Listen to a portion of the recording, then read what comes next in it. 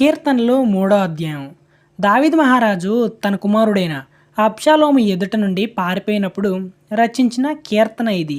దావీదు మహారాజు దేవుని సన్నిధిని ఎప్పుడూ విడవలేదు. తాను పాపం చేసినప్పటికీ దేవుని తట్టు తిరిగి పశ్చాత్తాపడ్డాడు. అయినా కానీ దేవుడు దాన్ని విడిచిపెట్టలేదు. తన కుమారులు తన మీదకి వస్తారు అని నాతాను ప్రవక్త ద్వారా ప్రవచించాడు. అయితే దావీదు ఇలా అంటున్నాడు, దేవా, నన్ను బాధించే వాళ్ళు పెరిగిపోయారు.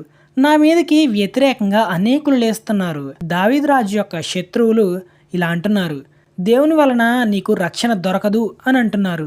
దానికి దావీదు, యెహోవా, నీవే నాకు కేడము, నన్ను నడిపించేది నీవే, నా తల ఎత్తేవాడివి కూడా నీవే.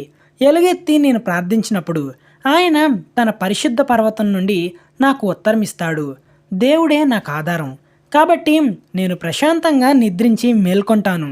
10,000 మంది నా మీదకి వచ్చి మోహరించినను నేను భయపడను. యెహోవా లెమ్ము, నా దేవా నన్ను రక్షించు.